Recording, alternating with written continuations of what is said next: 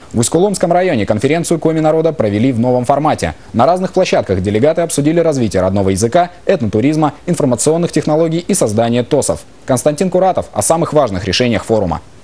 На этот раз делегаты работали на 4 дискуссионных площадках и даже организовали видеомост между Усть-Куломом и Помоздино. Правда, изображение и звук постоянно пропадали. Тем не менее, активисты предложили создать в районе медиасоюз и выйти с его продуктом на просторы интернета.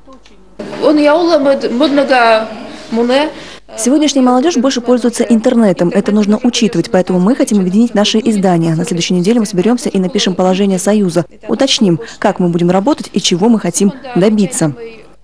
Информационный вакуум во многом тормозит экономическое развитие глубинки, уверены делегаты. Вот яркий пример. В районе много мастеров и ремесленников, но только 5 из них привозят свои работы в сувенирную лавку райцентра. А все потому, что жители отдаленных деревень ничего не знают о проекте.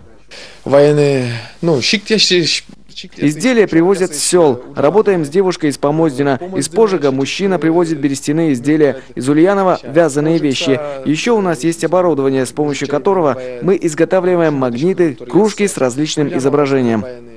Девушка из Помоздина – это Диана Петракова. Она поставляет в сувенирную лавку мыло, которое делает своими руками. Разные формы, цвета и запаха, и только из натуральных компонентов. Такой экзотический для села товар охотно раскупают. Я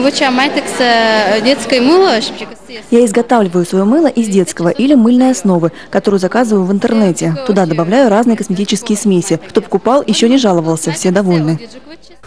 Усть-Куломские мастера решили объединиться в ассоциацию при главе муниципалитета, чтобы помочь ремесленникам поставлять свою продукцию в райцентр. А чтобы сувениры покупали, утверждают делегаты, нужно развивать туризм. Идей много. К примеру, горожанам будет интересно попробовать себя в роли крестьян, косить траву, доить корову, рубить дрова. Охотников и рыбаков привлекут здешние леса, реки и озера. Председатель движения Комивотер Сергей Габов был приятно удивлен предприимчивости усть-куломцев. Радует, что люди думают о том, как поднять жизнь на селе, и туризм может им в этом помочь. Особенно если он связан с нашим языком, культурой и традициями. Можно и свою индивидуальность показать, и деньги заработать. Сейчас это интересует людей. А еще участников конференции интересовало, как поведет себя в будущем один из крупнейших районных работодателей – Сыктывкарский ЛПК. Усть-Куломцы не скрывали, они недовольны сокращением работников комбината и состоянием лесных дорог. Делегаты обратились к властям решить эти проблемы с руководством предприятия. Константин Куратов, Владимир Шишкунас, Олег Костромин, телеканал Юрган, Усть-Куломский район.